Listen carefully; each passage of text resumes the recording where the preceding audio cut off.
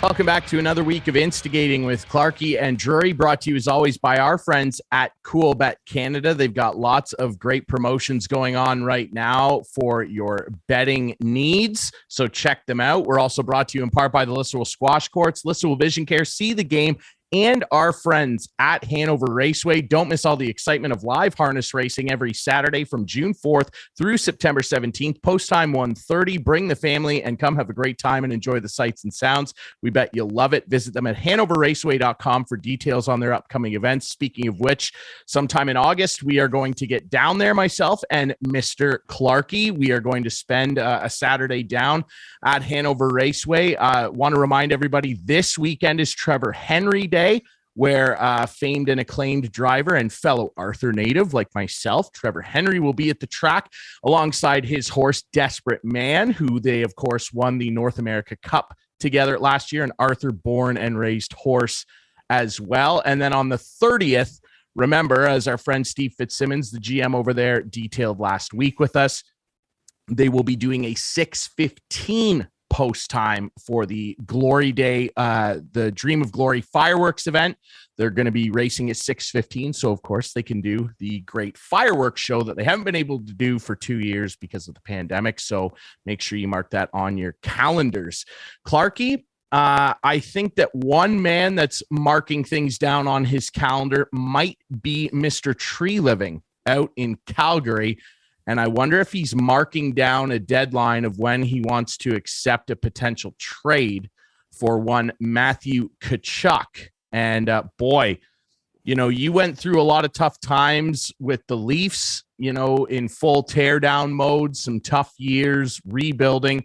Now they're back to prominence with, yes, no playoff success, but a very competitive and skilled team. Calgary went through much of the same. And they got a young man in there named Johnny Gaudreau. They got Matthew Tkachuk. And now it is all burning away, no pun intended, literally in front of them. What do you make of, I guess we'll start with the Gaudreau thing and then move into what's now become an even more dramatic saga with Matt Tkachuk basically saying, I will not re-sign here. Yeah, boy, what a quick turnaround for this franchise. I mean, this team halfway through this season was like right there and favored to go a long way in the playoffs. Edmonton beat them out, of course, but it's got to be shocking for the fans out there and wondering what the heck's gone on.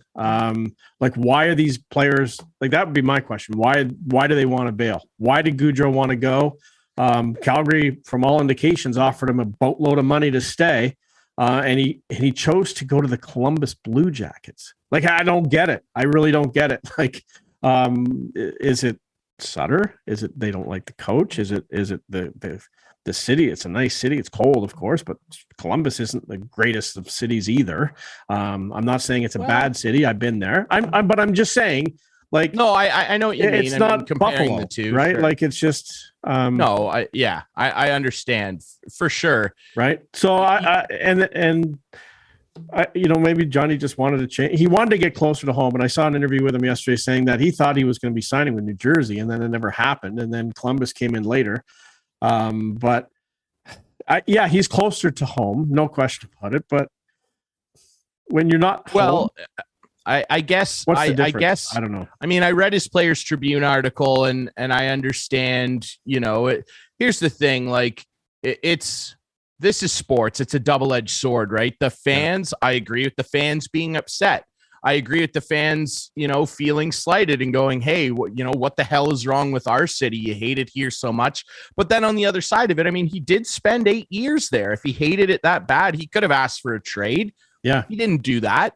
So then you start wondering, there's a human element here, and he felt more comfortable going somewhere else, and his wife felt more comfortable going somewhere else. And those are human elements that we don't always, and sometimes unfairly, don't account for. I guess, his family, yes, it's not, South Philly and near Jersey, but they won't have to get on a plane to go see him play. I guess they can just drive up to Ohio. And Columbus, beautiful city, of course, cousin Brad coached there. I had an unbelievable time there. They've done a lot, like that city.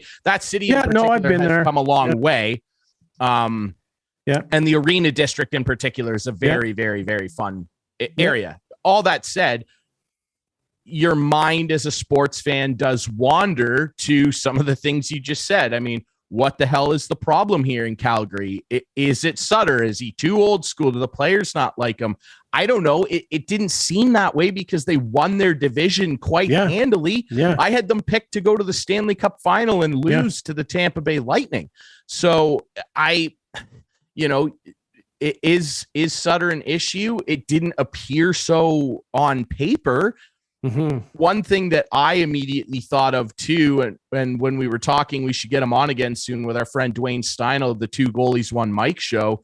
He had me on just after all this free agency stuff went down, and I did bring up to him, I do wonder how much the arena potentially played a factor in this, because let's just be fair here and call a spade a spade. That arena in Calgary is bar none, probably next to the Arizona State Coyotes, the worst arena in the NHL. It's the oldest one, I believe. And, Gary Bettman and Murray Edwards and the ownership group down there have been very vocal about needing a new building, and things have not moved along there in Calgary. And all the big events are going to Edmonton now and their shiny new toy. So did that play a factor? I don't know. And I know that there's the whole thing of, well, what's going to happen now? There's a panic going on. And of course, we'll do it too. Everybody tying this to the Leafs, that big flag behind you, Mr. Clark. What's this mean for Austin Matthews or other American players? Are they all going to leave because they don't like to play in Canada and the dastardly taxes here? Columbus, Ohio has state taxes, I do believe. Please correct me if I'm wrong, my American friends. But I did bring up to Dwayne when he brought that up, no state taxes in the States, blah, blah, blah. Well, here's one thing that people don't often bring up. When you play in Canada, you know this, Clarky, when you play in Canada, you are not watched more anywhere else.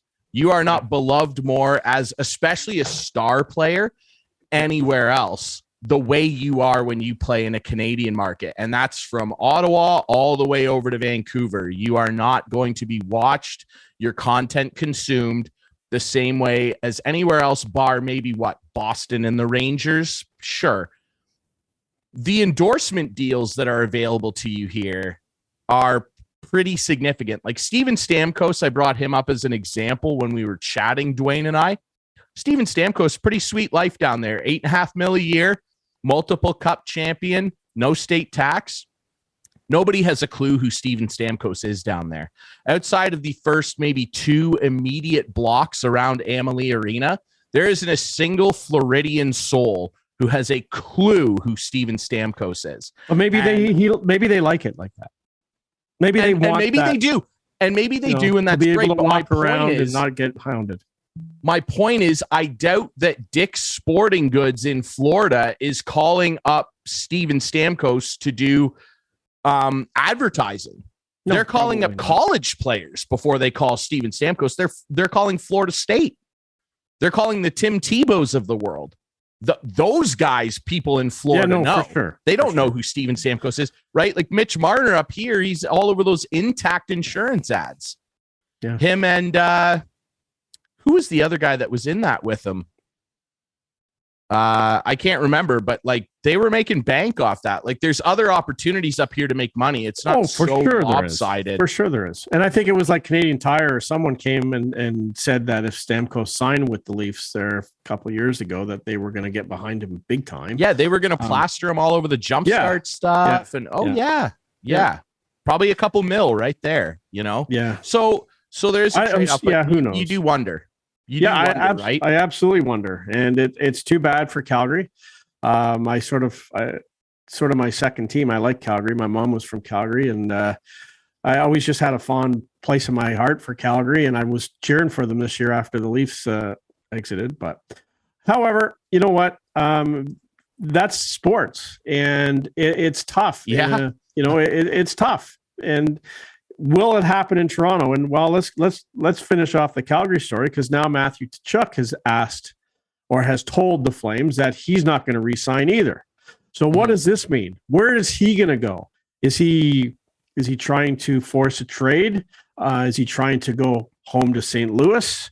Is he like, what is his, he can't be doing it for the goodness of the team, right? Like as much as it is good for the team to be able to trade a guy and get some assets back, he's got to have an agenda. He wants out. Like, he wants out now. He's like, I'm not going to be there in a year, so why would I want to play there this year? But it's putting some pressure on the team for sure. No. Absolutely. The goodness is that they're going to get some assets back for this guy. Sure. Right? And not just let him walk like Gaudreau did not get anything back. That's the bare minimum. Yeah. It's the bare minimum for sure. But I mean, they're not going to get back Matthew Tkachuk. And that's the problem. They're already out Gaudreau, and now they're going to lose Tkachuk. That's the heart of their team. Now they still have some good players there. Sure. Okay, so let me ask you this. If you're the Calgary Flames, who are you asking from the Maple Leafs for Matthew Tkachuk? I mean, if you want to play this fake scenario, I do. I want to know. I'll indulge you. Thank you. I'll indulge you. Thank you. We got an hour to kill. We might as well kill it a couple minutes here. We got to make sense of it cap wise too. I mean, like the first guy you're talking about is probably Mitch Marner.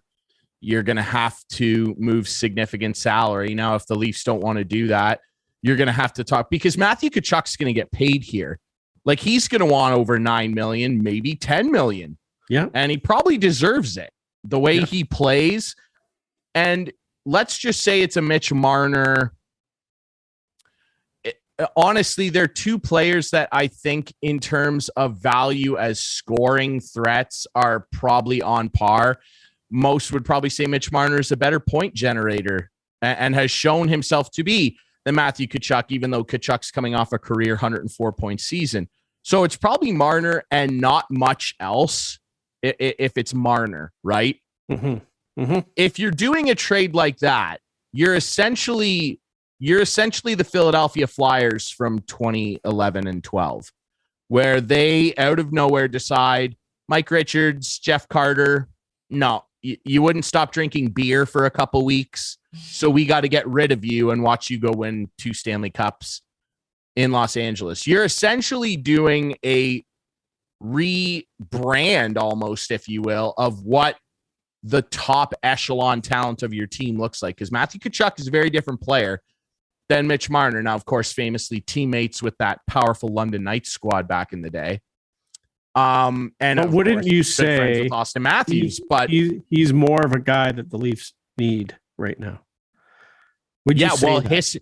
History would tell you that, because I mean, the Leafs have not had any success at all in the playoffs, and so you can poke a lot of holes in the way that their team is designed, because of course you can. What defense do they have to fall back on other than, well, they're really talented? It's great. They're talented. We know that. So, yeah, I mean, it in that vein of thinking, it probably makes some sense. Now, if it's not Mitch Marner and Tkachuk says, no, hold on, I want to play with Mitch, you're probably looking at Nylander. You're probably looking at Sandin, which, like, what's going on with this kid? Like, they don't have cap space. They got to move Kerfoot or Muzzin. The Leafs are in some trouble. But you're probably, if I'm Calgary and you're going, okay, well, you won't give me Mitch Marner. I don't want John Tavares. I don't want him. So I want Nylander. I want Sandin. I maybe want Matthew Nyes. I maybe want some picks. That's probably, and for people going, hold on, that's ridiculous. Well, that's probably what I'm asking for. That's probably what I'm asking. And I don't think it's ridiculous. I really don't. I don't think it's ridiculous either. And for the record, I would do either of those trades. Okay. And I'm sure other Leaf I would do either. Too. Here's my weird thing. Something has to give, right? Something does have to give. Here's my weird thing, though, and I'll say this quickly, and I'm not trying to like jab it at Leaf fans. Maybe I am actually a small section of them. I don't get the preciousness of their prospects. Like, anytime that I see on Twitter, like, oh, well, Matthew Nyes could be in a package for this, and people are like, you can't trade Matthew Nyes, he's blah blah blah, like talking about him like he's going to be a 60-goal superstar like Matthews or something. Matthew Nyes is a pretty good prospect, and and shame on me if he ends up turning into some sort of superstar. I don't see it. I don't know what everybody is so precious about with Matthew Nyes. I like the prospects on my team too. If some team calls up the Capitals and says, we'll give you an incredible upgrade at D for Connor McMichael and Hendrix Lapierre, I don't want to see those two young guys go. But if you're telling me I'm going to get a significant defenseman back and it's going to help Ovi chase a cup, like, I don't know what and the Leafs have had zero playoff success. Like, everything is on the table, in my opinion, bar Matthews, really. Like, there's, and Riley, I guess, because he's a good soldier and on a pretty decent cap hit. Like, outside of those two guys, if somebody offered Toronto something where it would either change the dynamic of their team or significantly upgrade something and free up some money even, I do it. I don't care if Matthew Nyes is involved. Would you like to hold on to him? Sure. But like, I don't get the preciousness that Leaf fans have with some of these prospects. It's like, okay, you got to spend to get. Now, if you're going to go the Philly route and completely just change out, because remember, Philly, what all did they get back there? They got like Jake Voracek, Wayne Simmons, like a bunch of pieces there. It did not work out. It did not work out for them. So change for the sake of change isn't always good. But I would agree with you that the Leafs, what else is there? They have a flat cap. They can't exactly go sign people that are big difference makers. No. Nicholas Obey-Kubel be damned. But I mean, like, they can't go sign Nazem Kadri. They can't go sign John Klingberg. They can't. And so the route to any form of change with this roster is trades. So you got to be careful what kind of trades you make, right? But I mean, for sure you got to be careful. But at some point, like, something you got to look at the results in the playoffs and say something's wrong. Something's wrong. Something's clearly wrong. As much as I'll defend them that they played a heck of a team in the first round of the playoffs who made it all the way to the end, which I still think is soft. That's such a soft thing. Oh, they played a heck of a team. They're supposed to be a heck of a team. Yeah, I know, Ryan. I know, Ryan. But I don't know. But I'm also saying that there was a lot of other teams a lot worse than Tampa Bay who played teams a lot worse than Toronto in the first round. So I get it. Sure. Well, yeah, sure. Absolutely. Do you think with your shiny new minty goalie toy, Ilya Samsonov, that they would have beat the Capitals in 4? I don't think they would have. I think the Capitals probably would have pushed them to 6. I'll be so I'll have the gall to say that I think the Caps would beat them. And why shouldn't I be able to say that? The Leafs have never proven they can beat anybody. They couldn't beat Montreal. They couldn't beat Columbus to get into the playoffs. Let's not forget that. They didn't make the playoffs in 2020. I'm not disputing that. All I'm saying is it's that fine line between, okay, we failed again in the first round, but we played a team that made it to 7 games in the Stanley Cup final and lost to them in 7 games. So where do we fit? Ryan, I'm not saying that they deserve anything for that. All I'm saying is, conceivably, they're still the top 5 in the NHL. Could be. In the regular season, yes. I don't see how they aren't. Too much scoring talent. They can score. The Leafs can score. Like, there's absolutely no doubt about that. And the analytics would tell you that they can defend. Like, top 5, I believe they were 4th last year in high danger shot suppression. So if you want to get into the fancy stats, I know those ones too. You could say, hey, they defend pretty well too. It's the thing that is the Leafs' Achilles here is those key moments where they need something big to happen when the other team that they're playing in a do or die situation shoves all their chips into the middle and go all in, and the Leafs come up with a 7-2 offsuit. As I said, after puts down rocket aces. As I said after game 5, they're jinxed, and something's got to give. They are. The hockey gods are against them. Feel that something's got to give, and if it's getting Matthew Tkachuk, and you better sign him before you trade for him. You better get an extension in place. You'd have to. Then let's go. Let's do it. Who do you want? Marner? Done. Nylander? Sandin? Nye? Done. Let's go. Let's move. Let's try something. Now, the question are we going to regret it? Maybe. Got to try.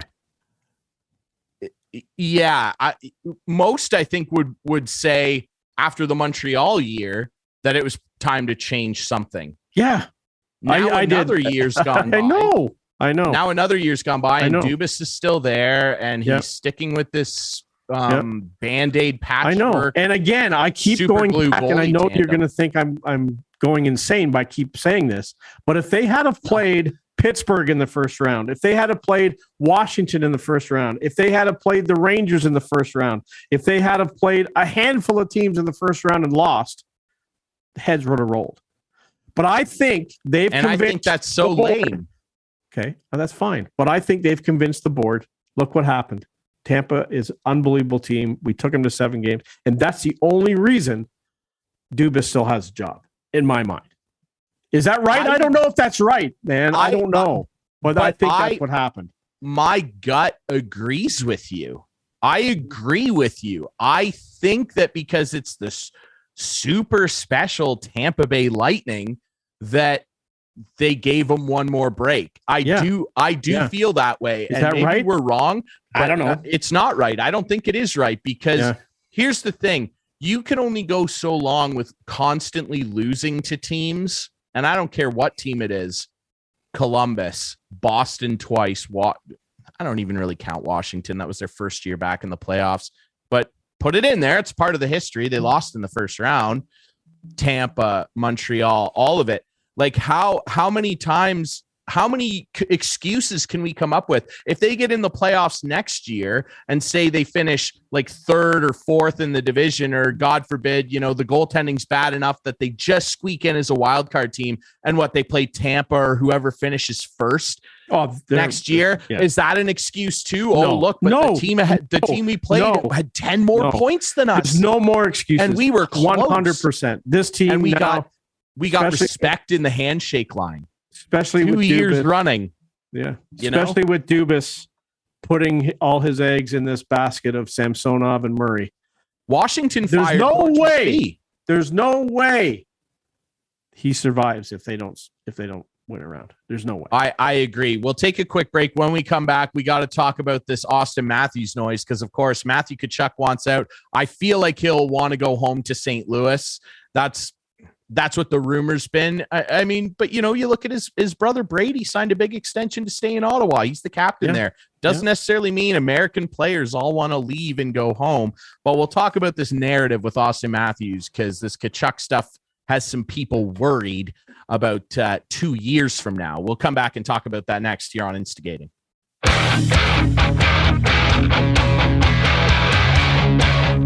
Welcome back to Instigating with Clarkey and Drury, brought to you by Coolbet Canada, the Listowel Squash Courts, Listowel Vision Care, See the Game, and our friends at Hanover Raceway. Ryan Drury alongside Mr. Chris Clark. And Clarkey looking sharp in the Dominican hat. Love it. Thank you very much. Is that the baseball team's hat? Like, is that the men's national team hat that you brought back from the Dominican? Yeah, it was. I was watching a tournament between Americans and Dominicans in slow pitch down at the resort I was at. Yeah. And I traded a guy my Leaf hat for this hat. I can't believe you gave away a Leaf hat. Dude, I can't believe I as you know, I have about 80 of them. So I know you got one. Yeah, I like this hat. Hats. It's kind of nice. It's a great hat, man. Like, no doubt about it. It's a really good hat. Yeah. Put it back on. You're getting a little gray up top, bud. Not just. Oh, whoa. All right. Let's talk a little bit now about this Austin Matthews thing, because of course, like, everything's tied to the Leafs, which some people find annoying. I find it fun. It's just good conversation. Mostly because people like to poke fun at them, right? Well, yeah, I think it is stupid. We've talked about this so many times before, and I'll reiterate what I've said every time. Matthew Tkachuk, he wants out. Johnny Gaudreau wants out. Brady Tkachuk wants to stay. Blake Wheeler, American, wants to stay in Winnipeg. You know what I mean? He could have left and signed long-term somewhere else. Steven Stamkos wanted to stay in Tampa. Yeah, he's Canadian boy. Markham. He's from Markham. Like, it goes both ways here. But nope, the big bad Americans want their no state tax, and because Matthew Tkachuk and Johnny Gaudreau want to leave, it means every American player ever wants out. Yeah, because $80 million over the last 8 years isn't enough. Yeah. Who else? Oh, Brock Besser. Brock Besser just re-upped in Vancouver. There you go. Vancouver's not going anywhere anytime fast. Although they got Ilya Mikheyev now, so look out. I actually think Vancouver might make the playoffs next year. I'm going to lay money on them getting in as a wild card. Hot tip for our cool bet bettors. The NHL futures stuff is starting to get posted. I'm going to lay some money down on Vancouver. Hey, I've been on a bit of a hot streak lately, so take this for what it's worth. I've been nailing my baseball parlays. The bet I got a baseball trade rumor for you too later. I love it. Great. I can't wait to talk about a young man in Washington after we're done talking about a young man in Toronto. Now, I am going to lay money down on Vancouver getting in as a wild card team, and I'm going to lay money down on the Senators getting in too. I think there's going to be really good not going to make there. it if Sens get in. Is Detroit going to make it too? No, Detroit. I don't love Detroit, and I'm not confident both them get in, but I think that there's a mix of talent there where I think that if it all sparks and goes right, they could be a surprise wildcard team, and that's where the value in the bet is. Because I haven't even looked at the lines, Clarky, but if I was setting them, I would venture to say that Ottawa would probably be something like plus 1,500, maybe more, to make it as a wildcard team. And I bet Vancouver would probably be somewhere around plus 900, maybe 1,000. That's a decent value bet to throw $5, $10 on, and I'm going to do it. And if one of them makes me money, I'm pretty happy. And if they don't, well, I spent $10 and I came up short. Big deal. That's my thinking there. Honestly, you want a hot take? I think Florida might miss the playoffs next year. Wow. Yeah, I think Florida might miss the playoffs. So anyway, let's talk about Austin Matthews, because his American compatriots, at least some of them, let's not talk long because this is ridiculous. But been fleeing, and so now there's worry. Even our buddy Carlo Koliakovo is worried that if the Leafs keep losing anyway in the first or maybe even second round over the next couple of years, why would Austin Matthews want to stay? Why would he want to stay in Toronto and lose again in the first round? Fair question. It is a fair question. I mean, Ovechkin stayed. Stamkos stayed. Yeah, he couldn't have gone home to play for his hometown team. Stamkos got swept. Yeah, in the first round by Columbus. Could have cried about it and came home. I don't know. But why? But will Austin Matthews leave? I think that this narrative is so ridiculous, and this whole thing. I get some guys when the opportunity comes up, and if the competitiveness is lining up as well, coming home is enticing. Like John Tavares, he saw where the Leafs were going. He saw this young cadre of talent and said, wow, it would be really cool to go home and play for the Maple Leafs. And God forbid, I'm even the captain now. Like, sometimes it lines up and that's really cool. Playing at home it must be really neat. It really is. Mike Trout continues to languish in baseball hell known as the LA Angels organization, alongside one of the most unbelievable sport talents we have ever seen in Shohei Ohtani, who won the ESPY for best male athlete and baseball player. He's from New Jersey. He's not calling the Yankees going, get me out of here. Mm-hmm. He's like, I'm staying in LA. I like it here for some reason. The weather's all that's keeping him there because the baseball team isn't. Yeah, but let's be honest. The weather's nice in New York, too, in the summertime. Like, it's hot in LA. It gets cool at if night. If we're talking about baseball, yes. But my point he probably goes home in the not summer, everybody. He probably 100% he does. I know he does. I watched the doc on him. Yeah. My point is, not every big athlete has to play next door to mom's house. No, I agree. And Austin Matthews is not leaving Toronto. I don't care if Toronto misses the playoffs for the next 2 years. Austin Matthews is not leaving Toronto to go to Arizona and play at Arizona State. It's not happening. and I will eat crow if it does. But and actually I won't, because I've said this to you before, Clarky. If Austin Matthews actually goes, you know what? I want to go home and play at Arizona State.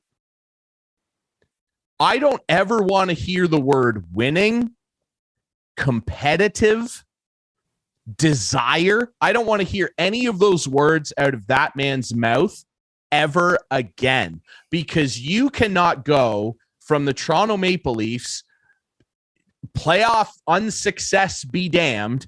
You cannot leave an organization like that where you are the centerpiece and go play for the Arizona State Coyotes, sponsored by Michelin or whatever, and tell me that you care about winning.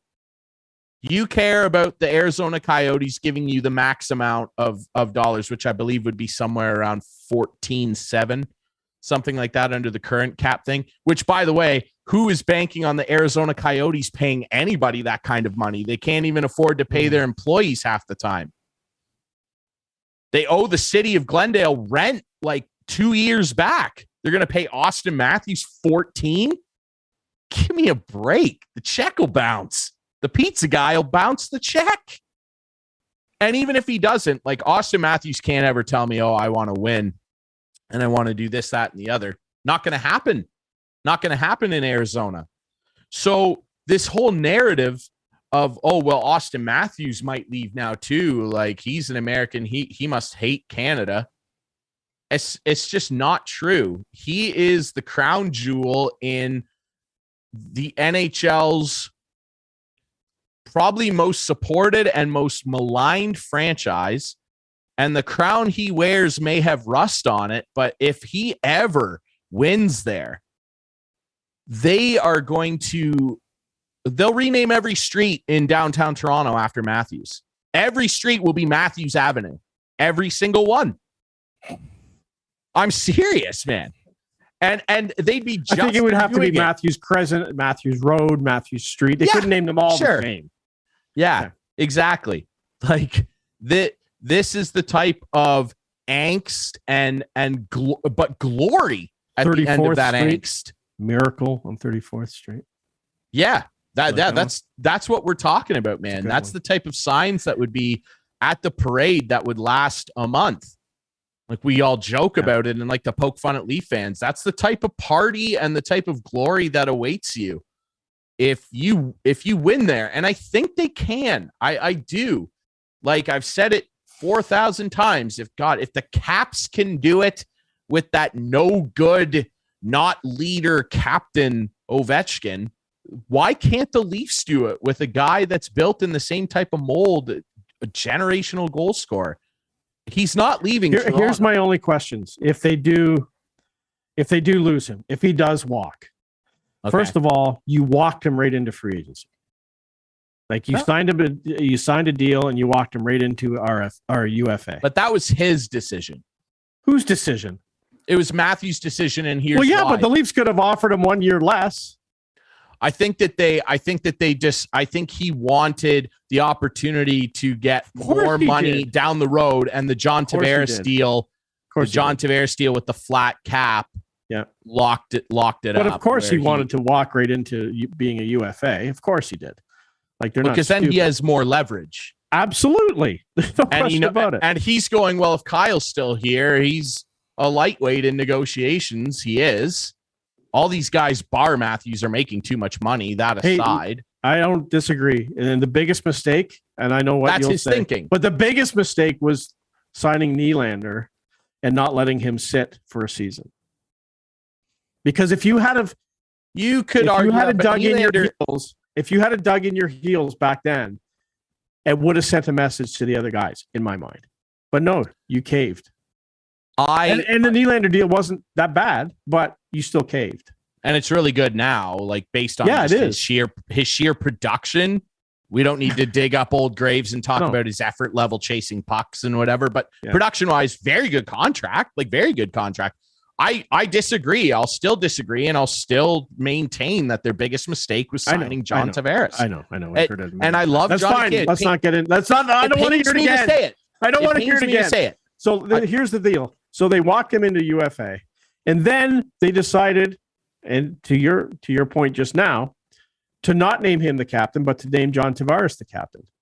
Could that have upset Matthews? Who knows? I don't know. Maybe play not. would indicate otherwise. I totally agree. But he had the greatest single if you season want the by guy a Maple to be Leaf player here ever. for forever, then maybe you made him a captain. And maybe you do. Maybe in the next year, maybe they pull back. And it happened with what's his name in San Jose. LA. Wasn't San Jose too? Yep. They stripped it from Marlowe and gave it to Thornton. Then they did it again. They took it from Joe and gave it to other Joe. Right. And now all three of them are gone. Yeah. But, so that could happen. They did it in LA too, maybe it was right? a transition. And maybe they said, listen, we want John to be the guy now. He's got the experience. But Clarkie, but you're going to become the captain. You know, and I know that the reason why they did not name him captain is because at the time that they had acquired Tavares, the whole thing came out about him being a pretty naughty boy down home and showing his rear end to that security guard. Yeah. That is why. Because the trend would suggest, of course, but they could have waited a little bit and still named Landeskog, Taves, Ovi. But remember, they went a year or two without a captain, so they could have went another year and then just, let Matthews just. I think they got back the kind of leader a PR corner, which is not the Leafs' fault. I know, but what I'm saying and they is were like, "Well, John Tavares." Right? But it would have been weird having we just signed this crown jewel hometown boy. Tavares was the assistant captain the first year he was here. He wasn't the captain right off the bat. They didn't have a captain for a year when Tavares came. They didn't even have a captain. Why didn't they just give Tavares the captaincy right off the bat then? None of it matters because he's not leaving. He isn't. You don't think he staying is? In Toronto? So then in that sense, when do we see an extension? Before the end of the season? Next summer. I think next summer because I think that would be in the same position right now that Tkachuk's in now with 1 year left. Yeah, because you can sign a deal with 1 year left. Yep. McKinnon's going to get one next summer. So I think that the Leaf front office is going to want to put any of these worries to bed quickly. I wouldn't be surprised if they were talking to him right now about next summer. Hey, what kind of numbers are we looking at? You said an unbelievable season. You do it again. I mean, he's probably looking at something like 13, right? Yeah. And he'll sign for 8 and he'll stay and he'll be a Leaf forever. Like that's what's going to happen here. Like and the Leafs have you talk about like endorsement opportunities. It doesn't get bigger. It doesn't get bigger than Montreal. There's no question in my mind. He is the best Leaf to ever play for the Leafs. He's the most talented Leaf to ever play for the Leafs. Yeah. The best individual talent for sure. He's got to win something. Yeah. For the people that look back at Dave Keon and Johnny Bauer. You can't compare those players. But they won. Dude, the game is different. The game is the game's different. The players are so much more talented. I know, but in the pantheon of greatness, when you're talking about a team, especially like the Leafs, where winning, they've been so starved of winning, he has to win one cup. He's got to win one. Let's move on. He's got to win one. He'll be back. Now, speaking of winning or not winning, and we're talking about, losing trades, winning trades. There is something brewing in the baseball world right now that is almost unprecedented with a young man named Juan Soto. Where will he land? We'll take a quick break and talk about that next here on Instigating.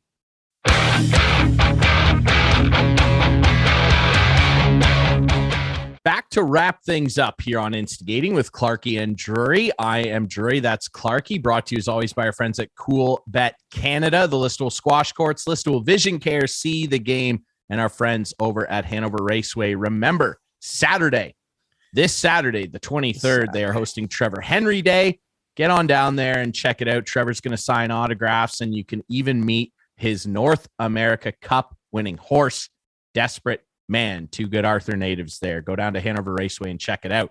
All right, Clarkie, something else getting checked out right now, and it is probably the biggest story in North American sports right now, next to, what's going on with Hockey Canada here, which we're going to try and work on something to dig into that next week. I will say I'm like ashamed of that this is where we are, where they're setting aside registration fees to pay off sexual assault claims. It's a joke. And whoever these players are that were involved with this, they got to go to prison. Like, enough's enough here. This is a joke. I'm sick and tired of people paying people off and getting away with heinous crimes. That's all I'll say for now. We're working on trying to get somebody on who can comment further on this. Let's talk about Juan Soto. I struggle to think, Clarky, and you would probably have a better perspective on this than me, of a time in baseball where a player of this caliber is just openly available for trade. Now, Juan Soto is, if you look at his numbers, he's 23. He is putting up numbers that are so historically insane as a hitter in terms of power, on base percentage, walk rate, doing the Soto shuffle. I love it. It's incredible. His weighted runs created plus, he sits behind only like 7 guys ever. And we're talking about like Ted Williams, Mickey Mantle, Hank Aaron. Like, he is putting himself so far in the pantheon of unreachable almost greatness. And he wants out. Although his interview at the All-Star game would indicate maybe not. He says he loves Washington and wants to stay, and that he's upset that the front office has made all this so public. Now, Scott Boras is his agent, and we all know what Scott Boras is about. He is the power agent of sports agents. They want $500 million. He's turned down a 15-year, $440 deal. Would have paid him $29 million annually. They want him making Mike Trout money. Mike Trout, of course, making $35.3 a year, I believe. Max Scherzer making over $40 to pitch for the Mets this year. That's the echelon of annual average salary that they want for this guy. And as insane as it all sounds to the layperson and the average working Joe Six-Pack over here, turning down $440 million sounds insane. But in the spec on a macro level, Clarky, but on a micro level, he's probably worth it. He probably is worth $500 million. And I do wonder if you can, A, think of a time where a star of this caliber was just openly and readily available to acquire, and B, what you think is going to happen here with Juan Soto. Like, can the Jays realistically do it? I think maybe they could.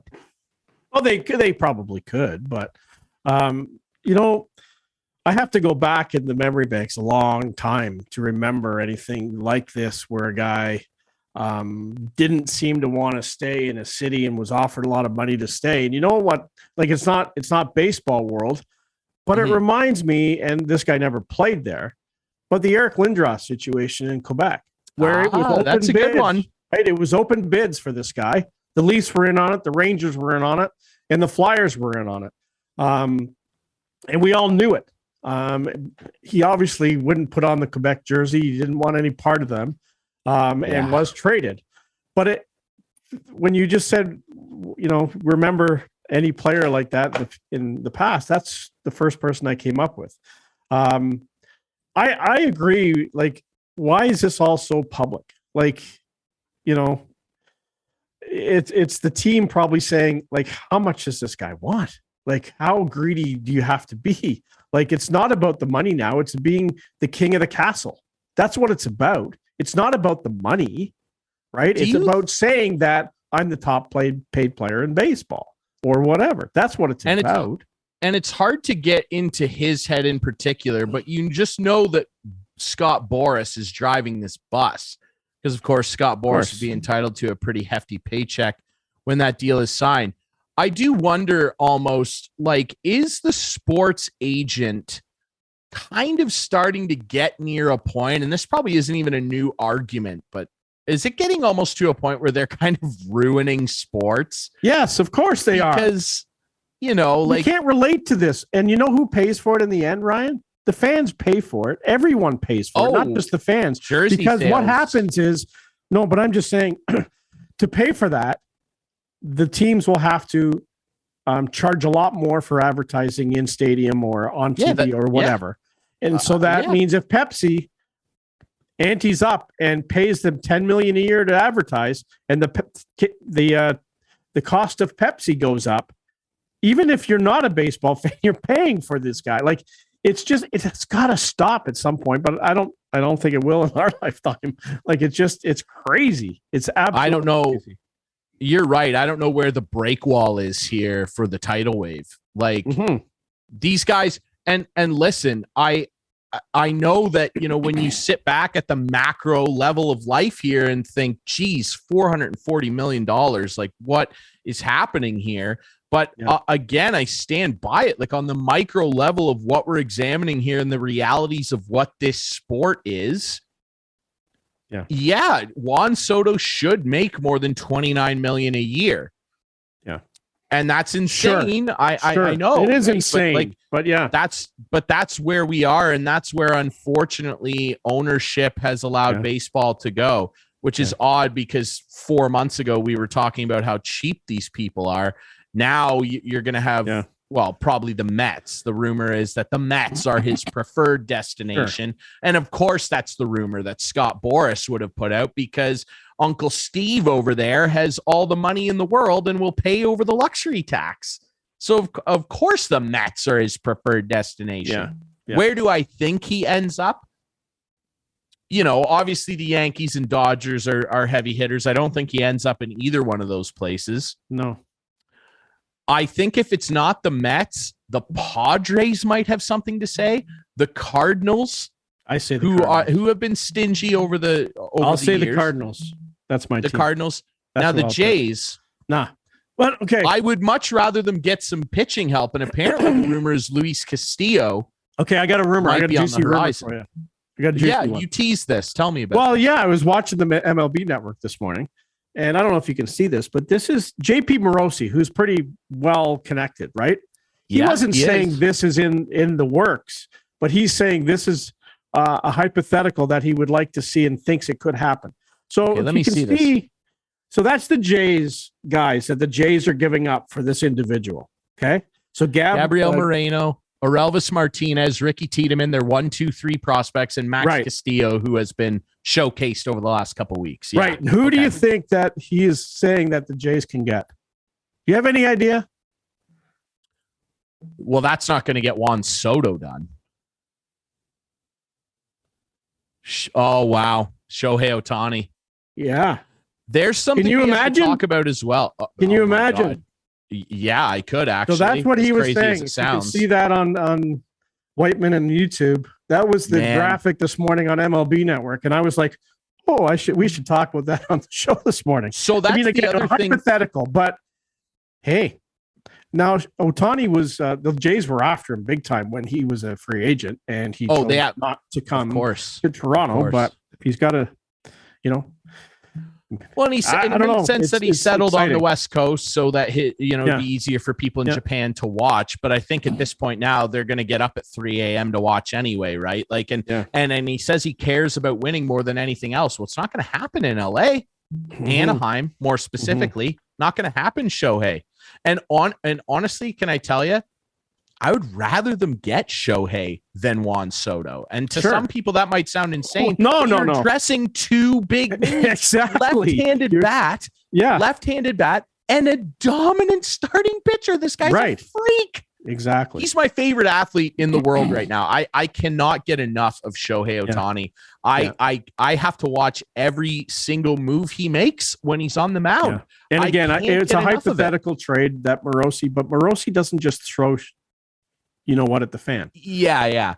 He doesn't. I understand. And it might take more than that, maybe a little more. And honestly, you do it. And if it's Soto, you're probably looking at least 2 of those top 3 guys. You're probably looking at Moreno, Tiedemann, and then you're probably going to have to trade Washington some roster players. You're looking at Lourdes Gurriel Jr. You're looking at probably Kevin Biggio. You're probably looking at a pitcher. You're probably throwing Nate Pearson in there to see if he can be a reclamation project as an add-in. Now, let's remember here, it's worth mentioning, the Nationals are desperate to get out of paying Patrick Corbin the rest of his money. So the rumor is that they'd be willing to take a little less in the Soto deal if the team acquiring would take on Corbin all cash. The Jays could do that. The Padres could do that. The Cardinals could do that. But that right there is the other thing we have to talk about, this swirling story. There's some great reports out of LA, what to do with Shohei. And it's probably in the Angels' best interest. He's got a year and a half left. They're not going to win with trade him. Yeah. To trade him and trade him now. Yeah. Yeah. The value of 2 potential playoff runs. And I'm going to tell you what, as we approach the end of the show, I would rather have Shohei than Juan Soto. And if that happens, if the Jays acquire Shohei Ohtani, I'm going to be permanently frozen in like Joker smile for the rest of the year. I'll have to fix my face.